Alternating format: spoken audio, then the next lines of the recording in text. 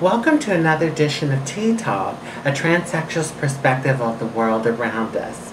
Well, it's holiday time, and recently I sat down to write my Christmas list out. You know, my gift list. And I tell you, this year, the list is shorter than it's ever been. And you know, it's because of the economy. A lot of us, I think, are feeling it. And there's so many family and friends that I would love to be able to give gifts to, but I'm just not able to because of the economy. Of course, my niece and nephew, they're at the top of the list along with my mom. And you know, my niece is 6 and my nephew's 3, so they have to get gifts, right? But then I started to think about when I was growing up and trying to remember the gifts that I received. And I really didn't remember anything besides the boots that I got when I was 17. I just had to have these riding boots, and of course I did get them. But what I remembered the most was not so much the material gifts, but the spirit of giving, the spirit that the season brings.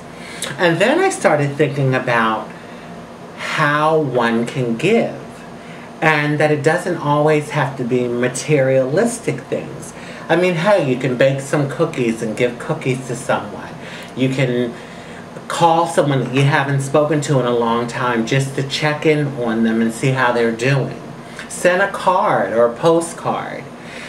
Volunteer at a shelter. I mean, there's so many ways to give besides having to go to the store and buy something materialistic.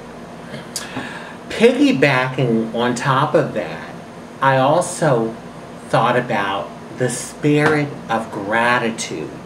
Being thankful for every single blessing in your life and how that is just so important.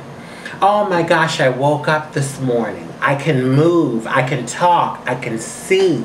I have a roof over my head. There's running water. I have clothes on my back. I was able to eat today. My car is working. I have a job. I mean, all the different blessings as opposed to focusing on the things that I don't have. So, you know that saying, the glass half full instead of looking at the glass half empty. I just had to really think about that because I feel that I'm not the only one that gets stressed out around this time of year, thinking about all the people you'd love to buy gifts for, but you just can't afford it. Your pocketbook doesn't have the cash in it. And I think that if we as a human race basically embraced the spirit of giving and the spirit of gratitude, the season would truly be a merry one.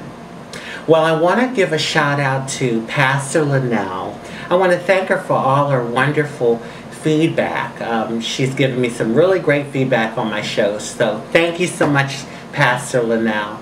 And I'd like to wish each and every one of you a Merry, Merry Christmas, Happy Holiday, and a new year filled of many divine blessings.